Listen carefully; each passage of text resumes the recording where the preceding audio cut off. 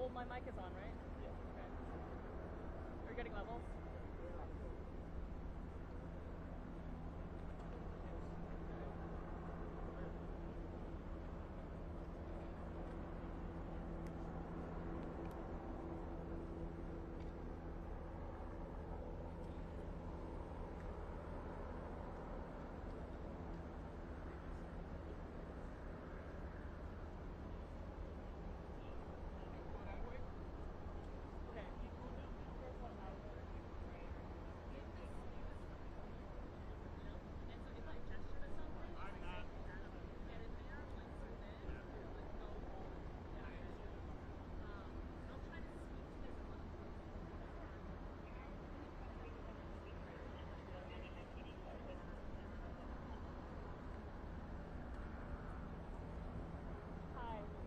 Yep, I got you. They're gonna take us soon. Check, check, check. Check 2, 3, 4, 5, 6, 7. Check 2, 3, 4, 5, 6, 7. Check 2, 3, 4, 5, 6, 7. Check 2, 3, 4, 5, 6, 7. Do you have me?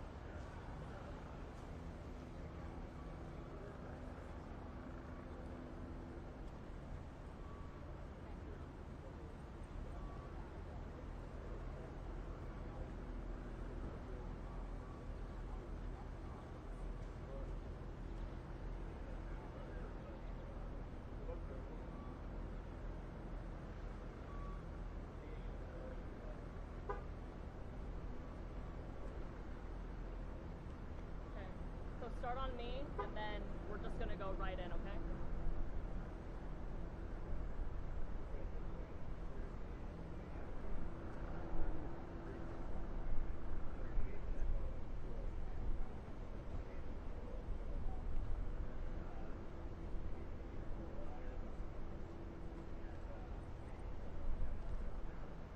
And then Adam, once I talk about what's happening, I'm gonna step this way, and I'm just gonna look at this with you, and I'm gonna try to describe that situation.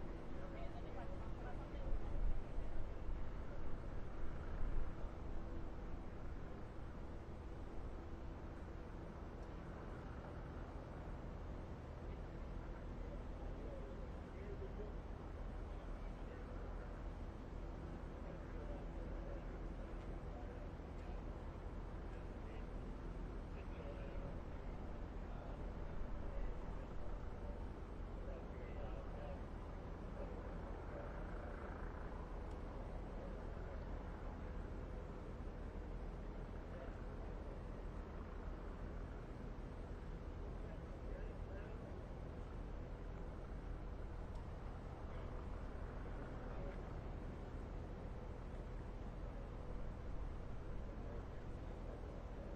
I'm gonna be moving this way, actually, okay?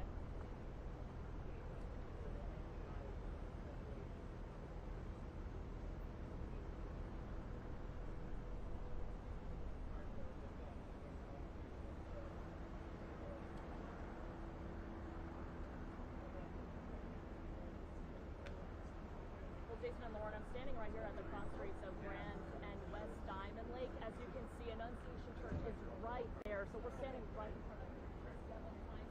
It's hard to even get to where we are right now because so many law enforcement vehicles are blocking us off. We're taking a look at Minneapolis police. I saw ATF. I saw FBI.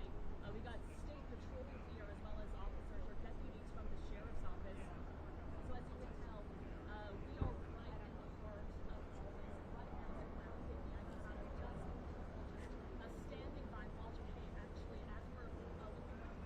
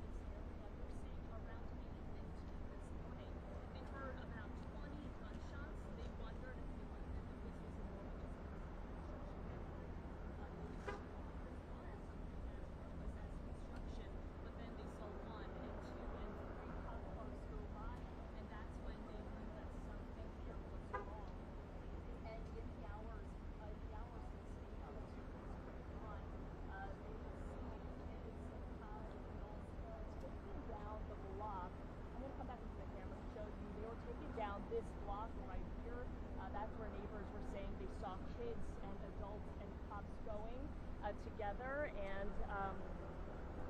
you know, as I mentioned before, right, getting their kids to safety, having the kids with them hand in hand, that's what matters most here right now. Also standing by is a man, a woman who he says he was getting calls from concerned parents who were wondering if they were okay. Lucky for them, they were okay. Came to check just how close all this was.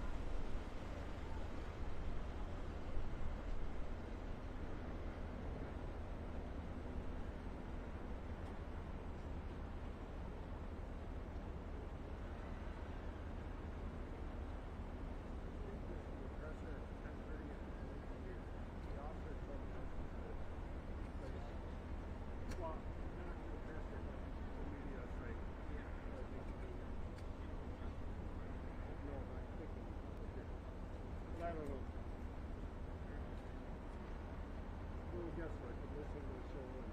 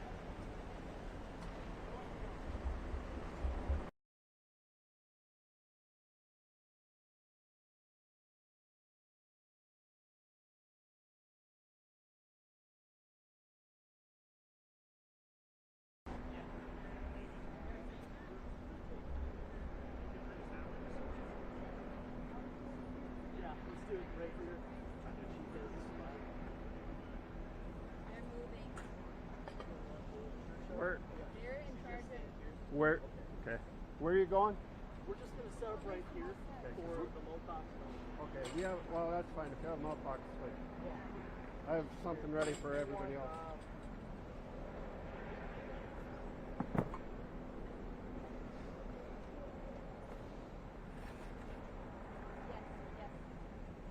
Can we also have the stock from the interview that I did ready to be pulled up? With the on, yes.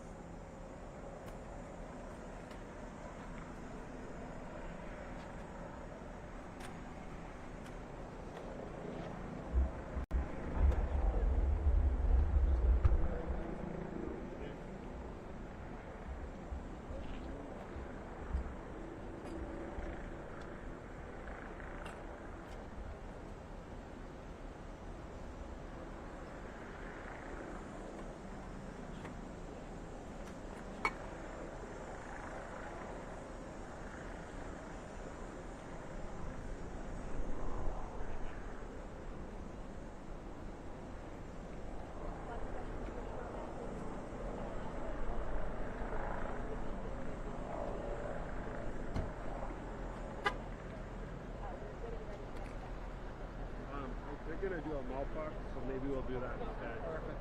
I'm waiting to find out. I had this before.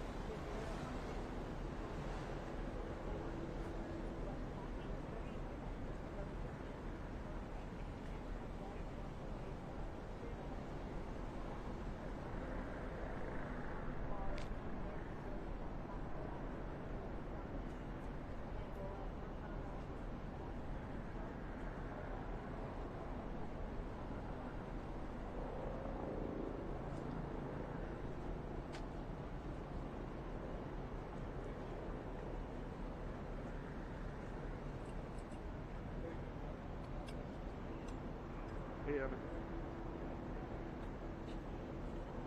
What? On Walz? Oh, is he okay?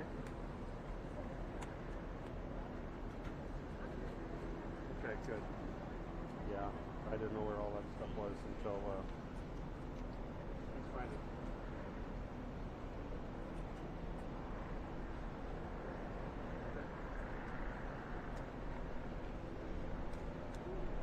You want to listen to the stream, or do you not care? What's that? You want to listen to the stream? Good. Sure. I'm at a big story right now. Hang up and there's 20 people there this time. I mean, Mitchell is taking camera, so is it box? I got it. I'll be but I'll get it. Yeah, he got it. Okay. I guess, I mean, Adam won't shoot anything, right? The secondary wide. I just wanted to focus on the other stuff. If there's anything happening while she's talking. Just keep an eye out. Family what's for the door. Another camera near me. I got a couple of those. I can't even see the other camera. Okay. I'm gonna hang up.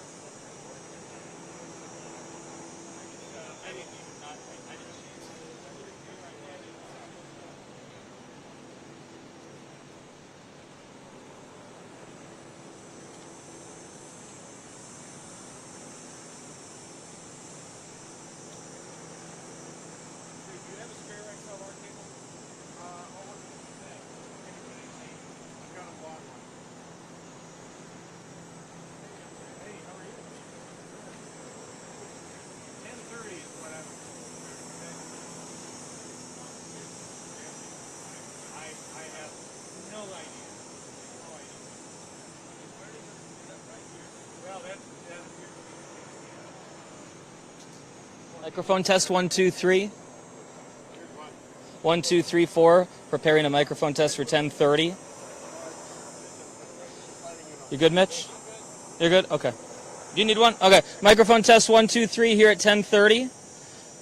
MPD is going to be coming up, it sounds like. 1, 2, 3. How's your level? Is that all right? Good windscreen, so we're good to go.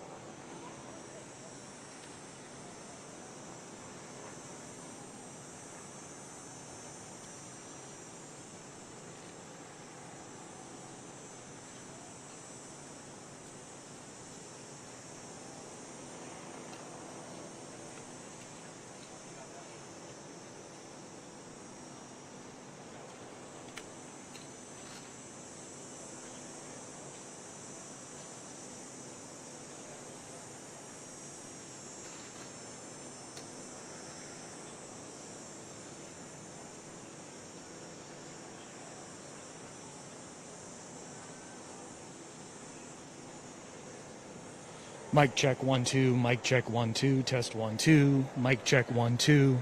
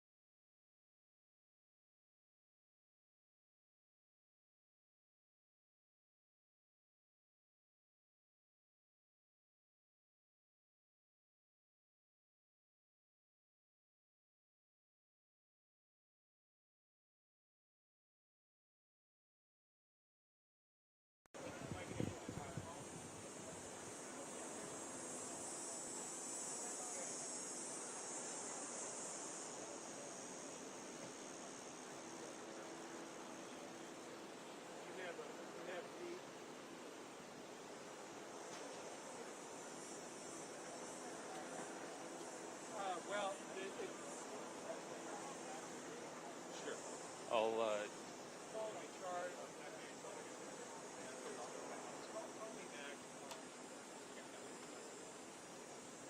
Or Stromstad's here.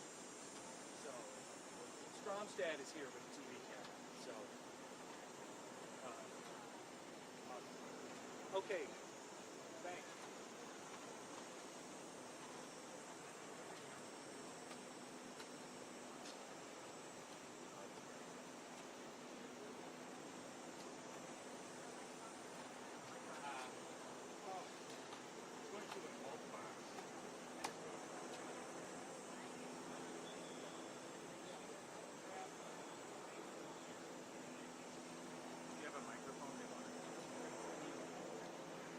I don't think so. They want to do a TV.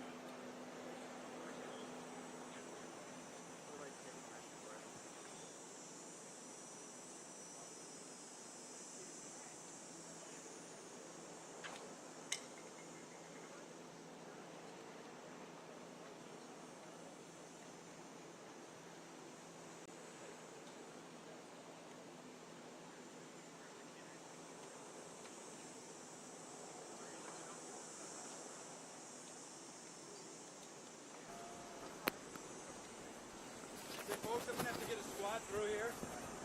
Okay. frame it up, I guess.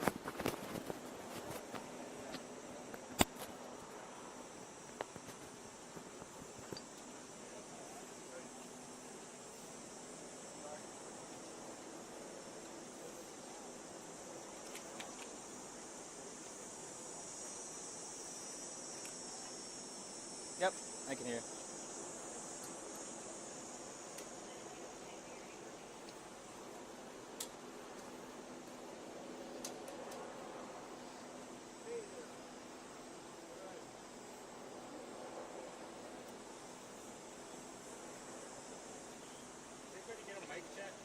Yeah, you don't need one? It works. Okay, I trust you. Okay. I can stand in front of there, but I think they're going to be walking. Hey, watch out.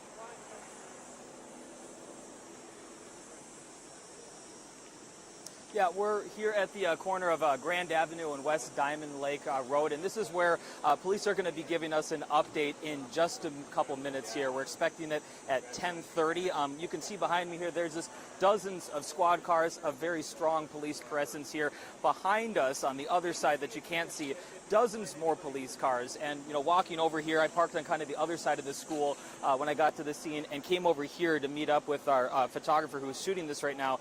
And I saw just dozens of families, you know, meeting up with their kids. A lot of parents, you know, obviously panicking, seeing a lot of people that have obviously been crying all morning. A lot of emotions walking over here. And I'm sure of a relief from a lot of these parents finally getting to meet up with their kids. And so we're hoping to get some information, some more updated information from police in just a few minutes. I did see a squad pull up here that, you know, might be them, but it's any minute now, so we're going to keep, you know, here at the scene and get you whatever updates we can in just a few minutes.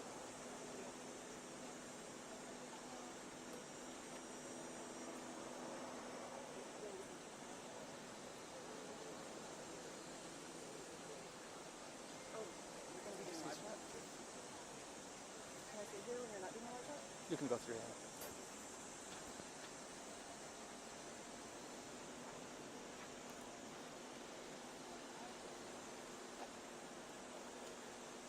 Should I turn that mic off so we can? Okay.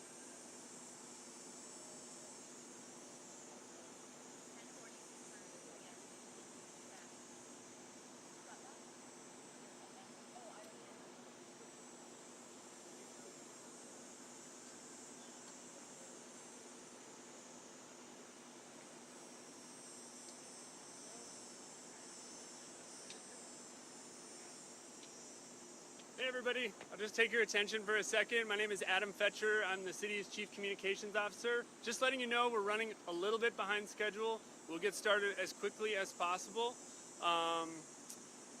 If you have inquiries in the meantime, please email communications@minneapolismn.gov. Thank you.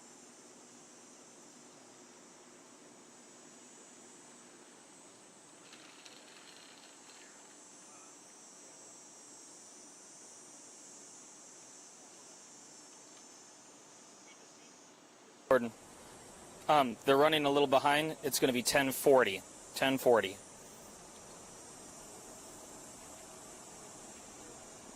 Is your set on? Yeah. Okay. Did you hear that, Justine?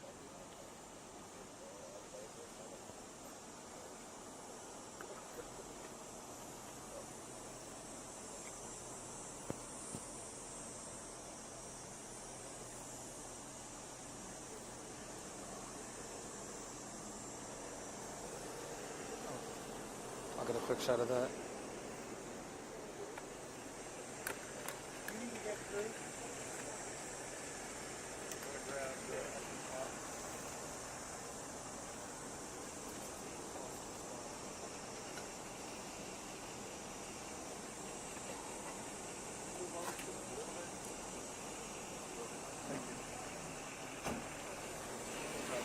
You just have a car coming through.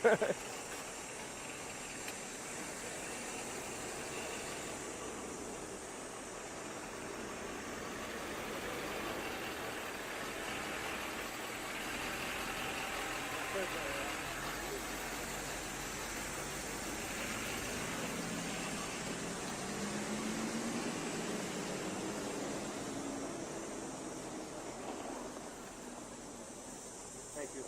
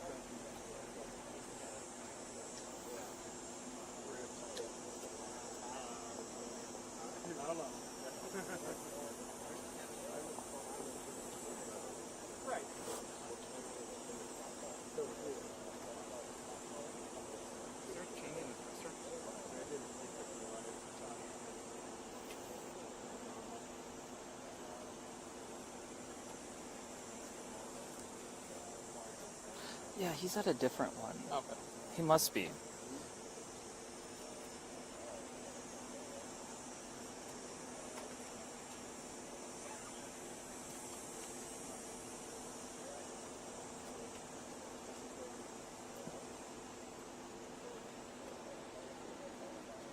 Oh, hello. Hello, is it Gordon? I'm here. I am at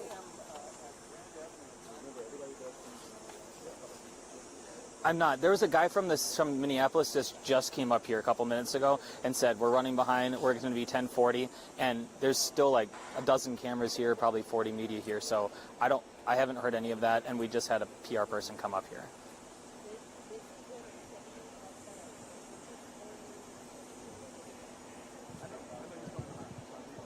Lou must be at a different one. But we literally just had a spokesperson for the city come up here and tell us we'll be just a few more minutes, he said. Oh, wait, I'm seeing the sheriff coming over here, I think so. Wait, I'll let you know what's going to happen here. Oh, no, she's not.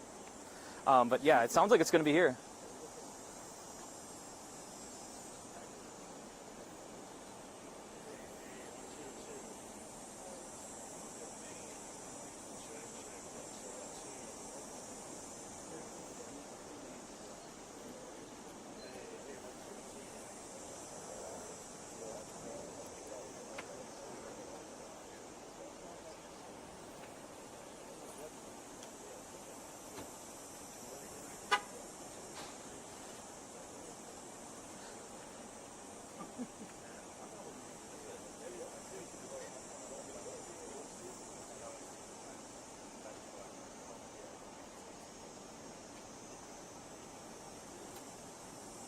mean, maybe there's a miscommunication between PD and the city.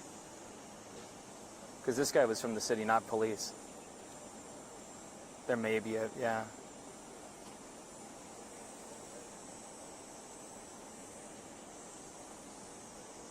Yeah. Yeah, so we'll stay here, I guess. Okay. Bye.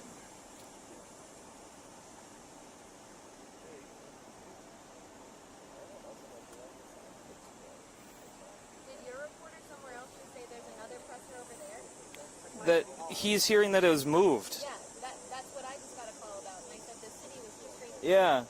Yeah. So I don't. Let me see where the location he was saying. He said 54th and Lindale? Yeah. Isn't that where the reunification is? Yeah, that's.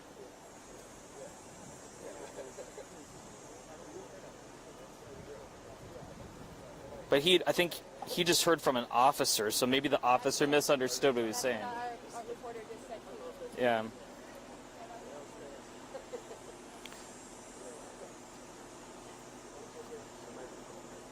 Justine's looking for you. Oh, she is? Okay. Oh, she wants to talk?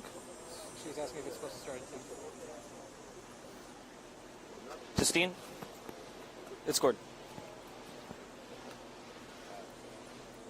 Justine, you there? This is Gordon.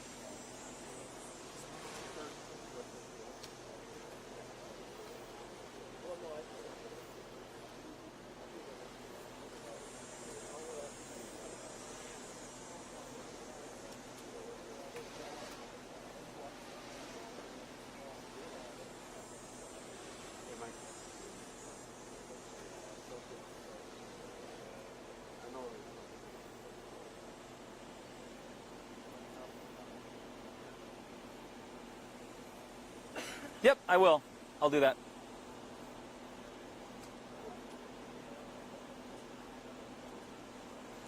I have a feeling it might go a little past 10:40 because I haven't really seen anyone moving or coming out. So I'll give you a heads up.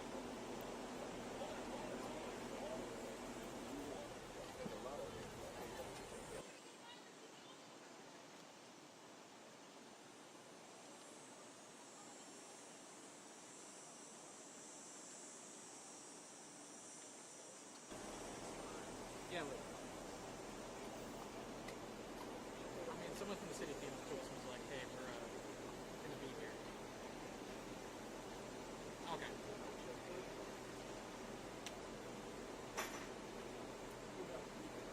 Okay, hang on. Test 54321.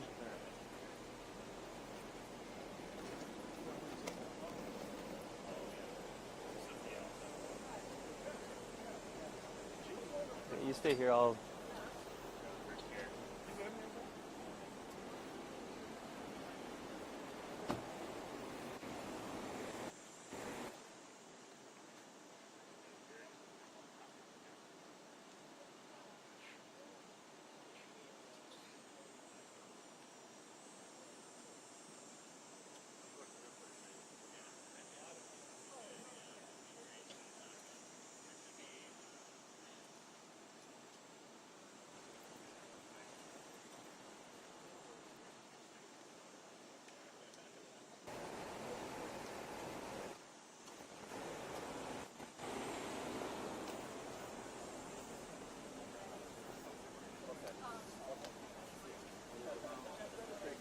I think it seems like a upset parent.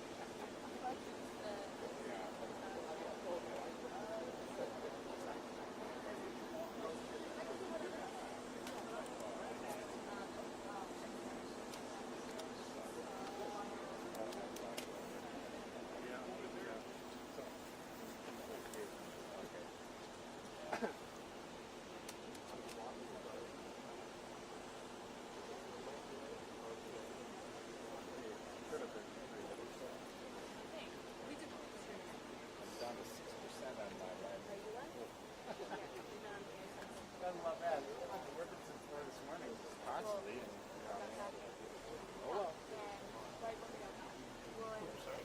Oh, shit. It might be at a different location. He's saying, I've got eyes on O'Hare at 54th.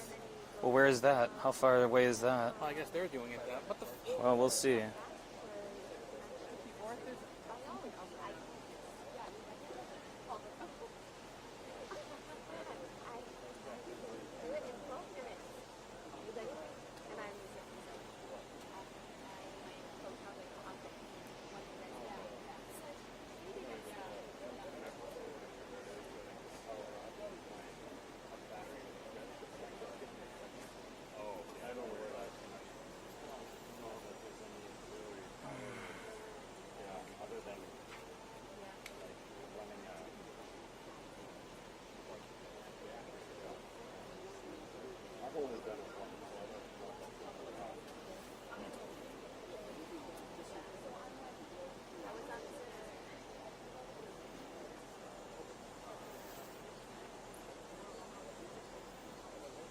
Okay. Same guy. What? There he is, yeah.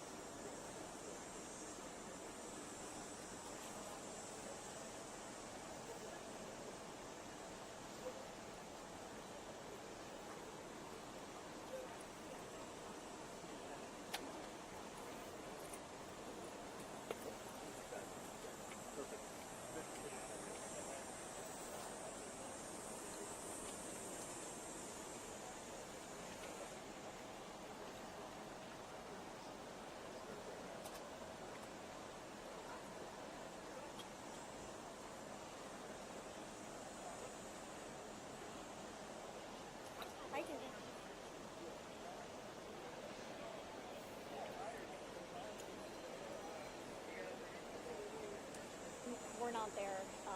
We're outside of the school. So when we got here, we did. We saw them over here. When we were coming in, they were going out. So you can talk about that.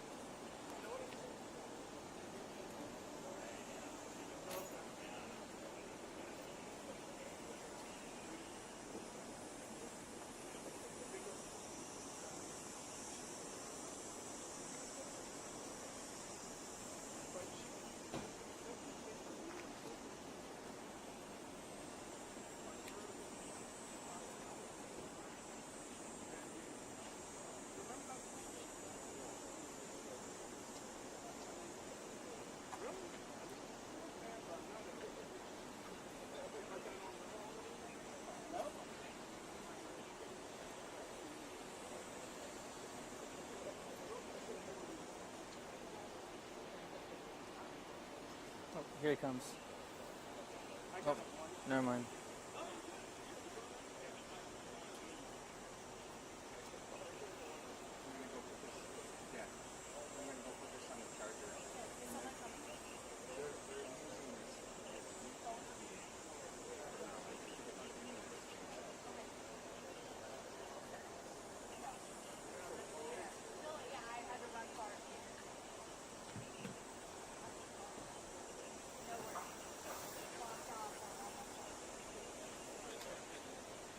That's not your drone, is it? No. I'm just kidding. They would probably lose As soon as I saw it, I'm like, Mitch, better not be flying a.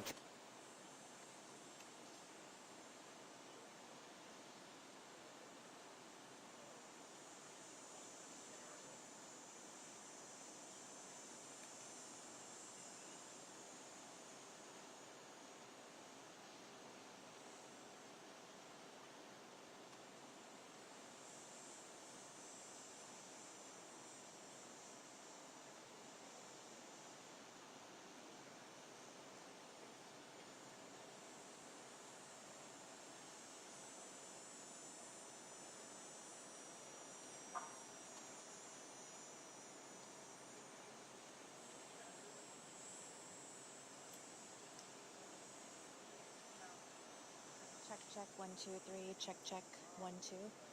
Check, check. 1, 2, 3. Check, check.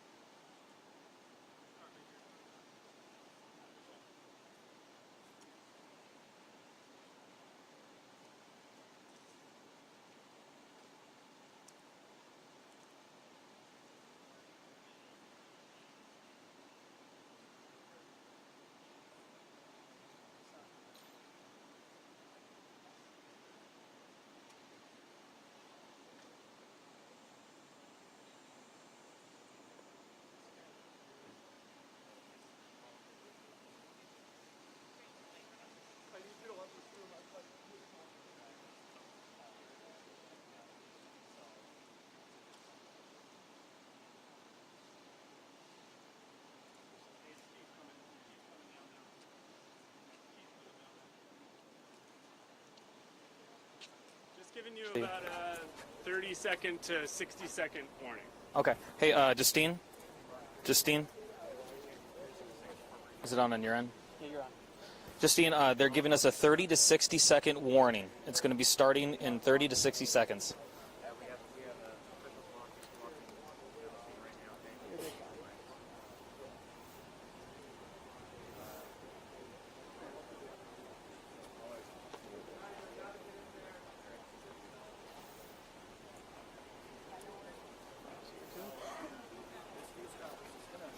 Get underway here in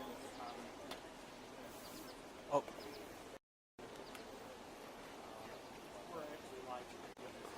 Hey, they're on their way. O'Hara and Mayor, everyone's coming. Justine Bussalou coming to us.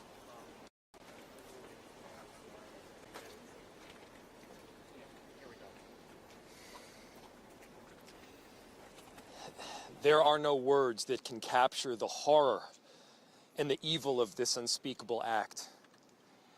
Children are dead. There are families that have a deceased child. You cannot put into words the gravity, the tragedy, or the absolute pain of this situation. We are a Minneapolis family. But to everybody out there, do not think of these as just somebody else's kids. Those families are suffering immense pain right now. Think of this as if it were your own. Every one of us needs to be wrapping our arms around these families, giving them every ounce that we can muster. These were Minneapolis families. These were American families. And the amount of pain that they are suffering right now is extraordinary. And don't just say this is about thoughts and prayers right now. These kids were literally praying. It was the first week of school. They were in a church. These are kids that should be learning with their friends. They should be playing on the playground. They should be able to go to school or church in peace without the fear or risk of violence, and their parents should have the same kind of assurance. These are the sort of basic assurances that every family should have, every step of the day, regardless of where they are in our country.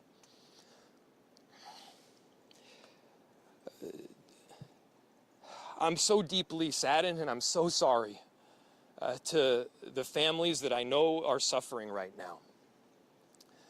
My ask is to everyone, stand by them. Love them.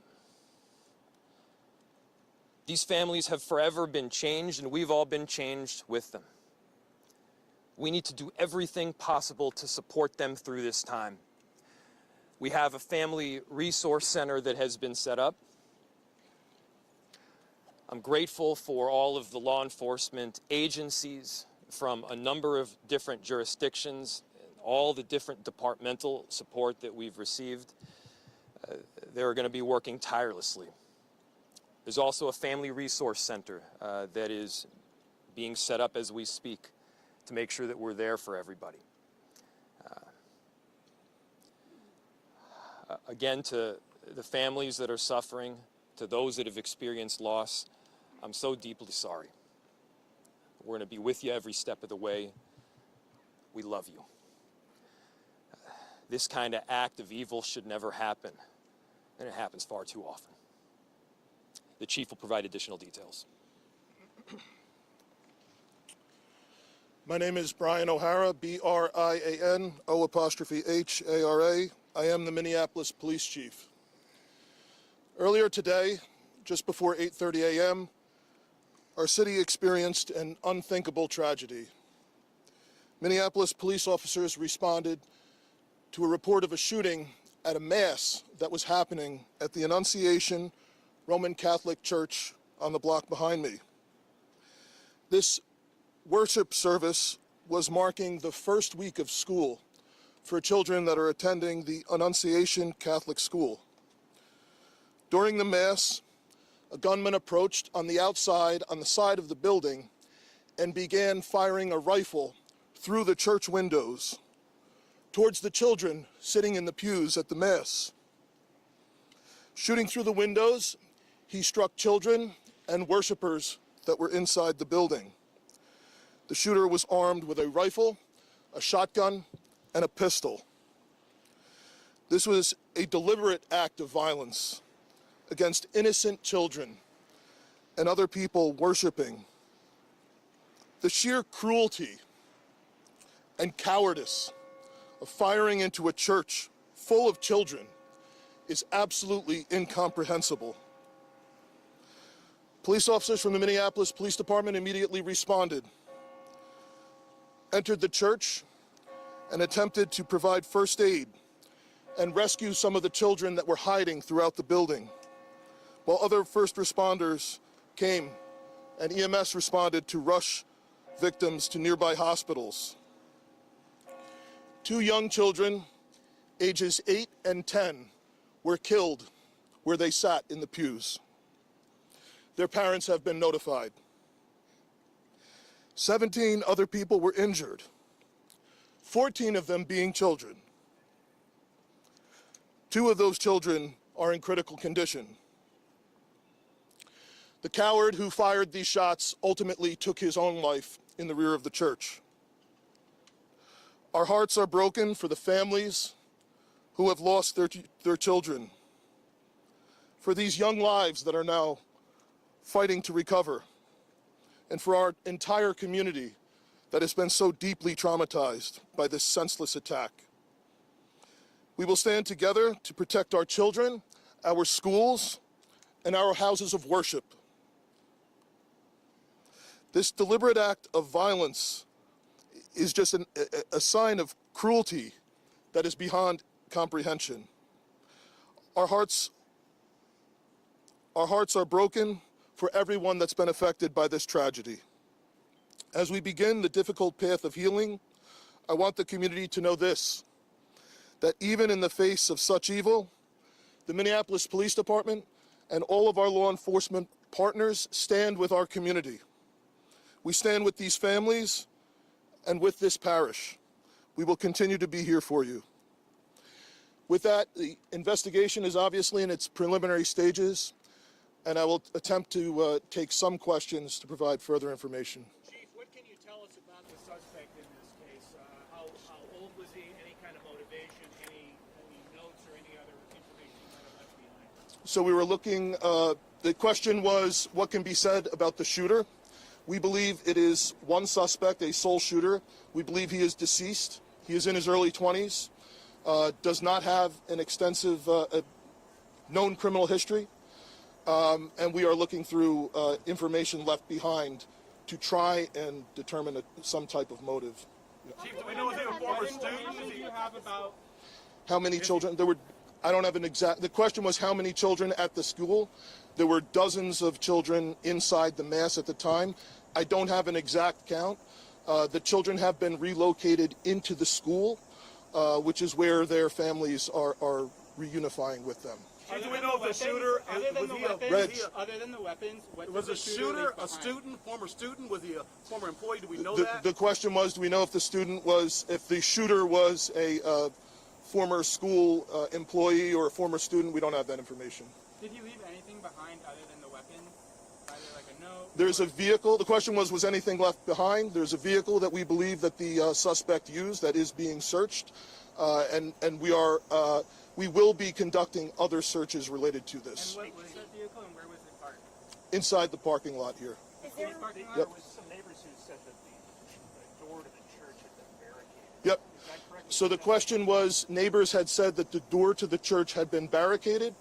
The shooter approached on one side of the church building, and on that side, at least 2 doors, it appears there had been like a 2x4 placed. So not all of the doors around the building, but on the side where the shooter did fire. And on the outside? On the outside, yes. Is there a reason why officers are going? The question was there any explosives? There were reports of that. There were no explosives or improvised devices that we found.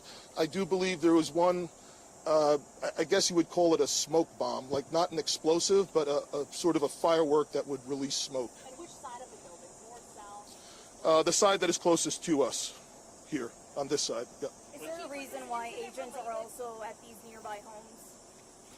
I don't have specific information on that that I can release. From a gunshot wound, this suspect? The question was, is he dead from a gunshot wound? The answer is yes. We believe he took his own life in the parking lot. Was this outside or both inside that he was shooting?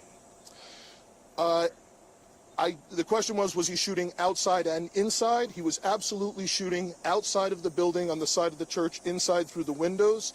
It appears he may have gone inside, but I don't believe we've located any casings inside the building.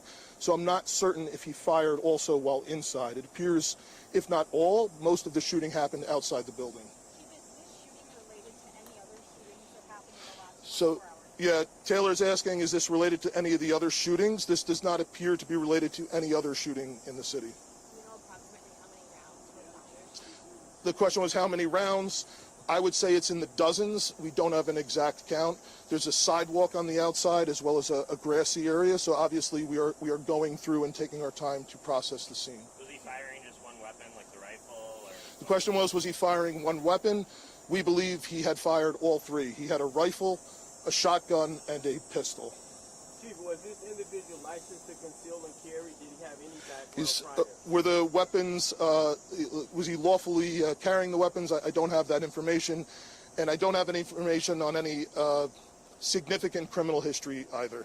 Was he dressed at all in any tactical type of gear or anything? It appeared he had some black clothing on, his cargo-type pants. I guess you could interpret that as, however you like. All right, ladies and gentlemen, thank you for helping us to get the information out today. We have a lot more work questions? that needs to be done. We will return back later today to provide more details as they become available, and we'll let you know how you can know about that in the moments to come. Thank you. How can the public help? That's it.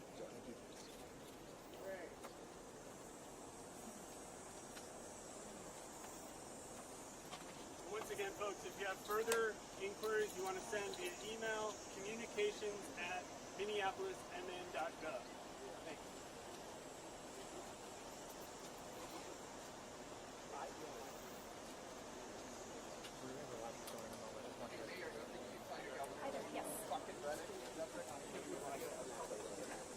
Someone coming through? Oh, just sending them the. Hey folks, one other quick thing.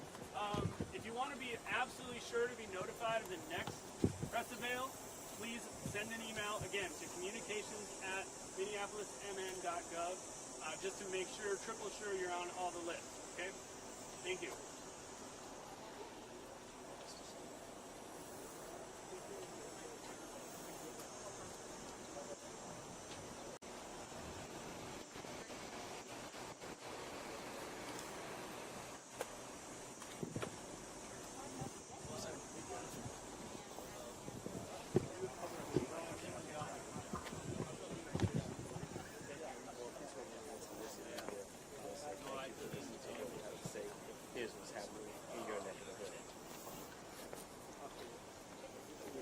We're about to go live. I'm sorry.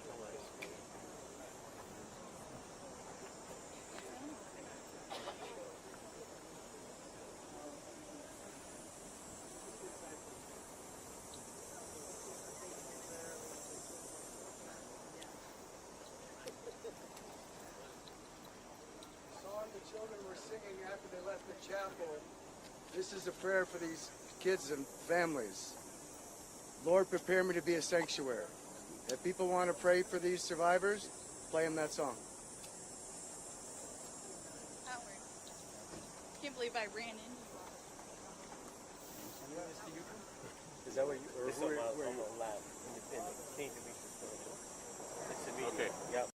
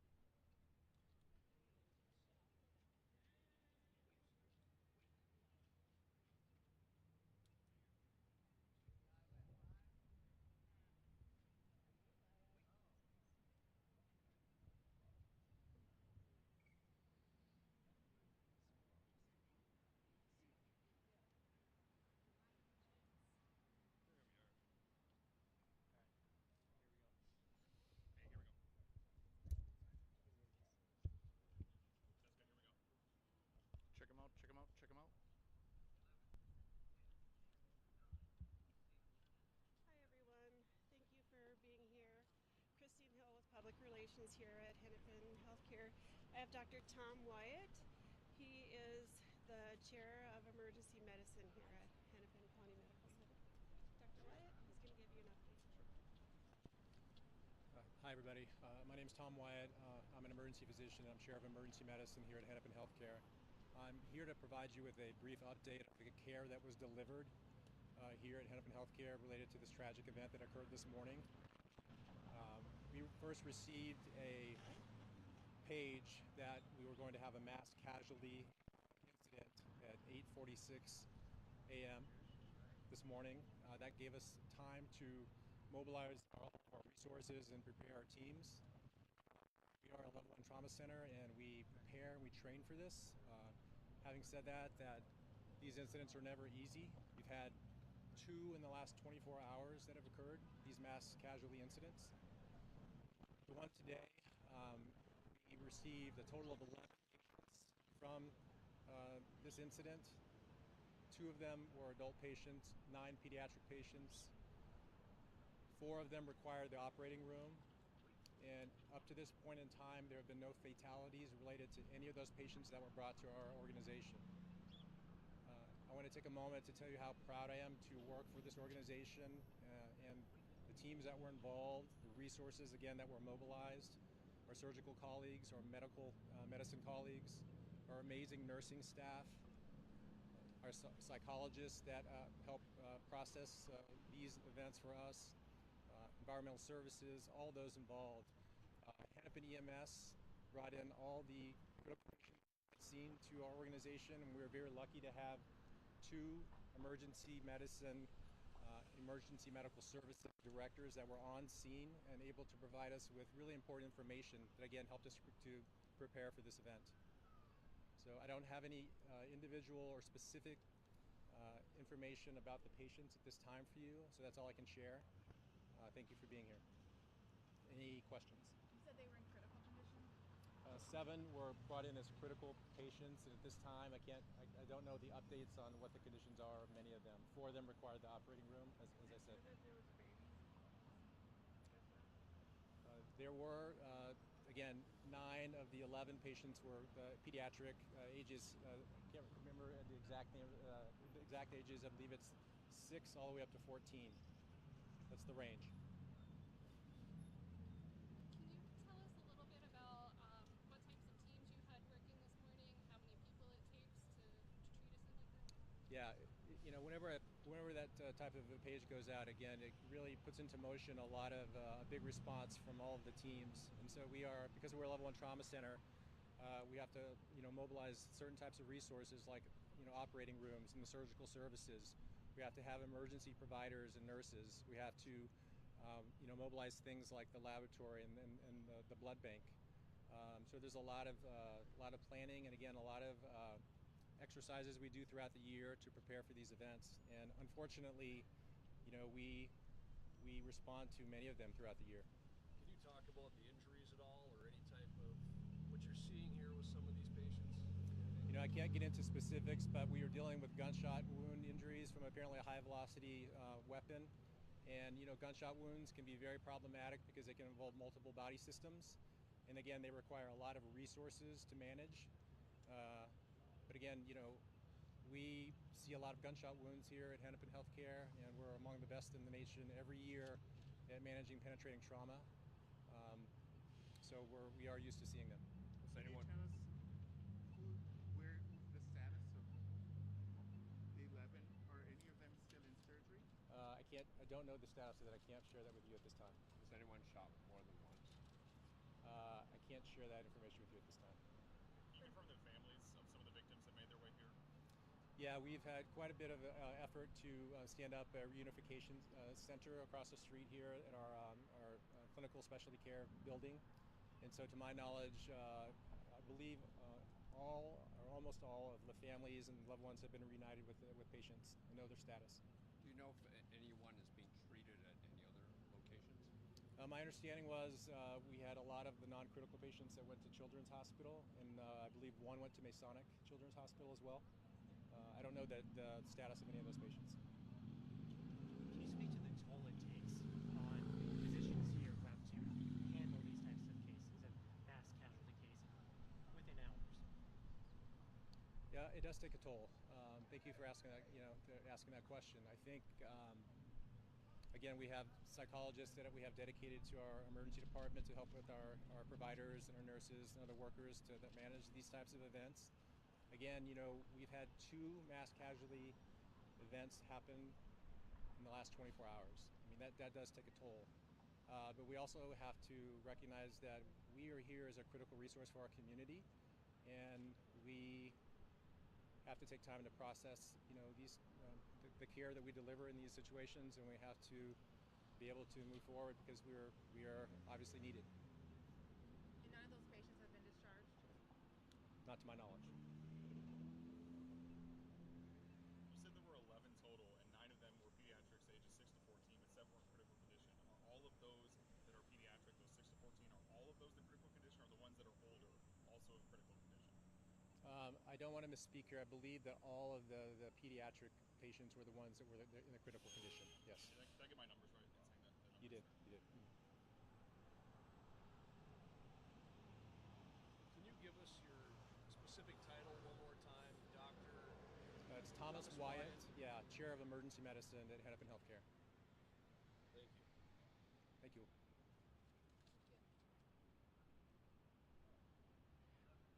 Check out our newsroom too, because I will be posting the exact information on the patients, their conditions, just those general conditions and the numbers. The Hennepin Healthcare Newsroom.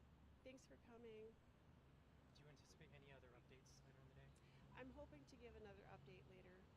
Just again, general conditions.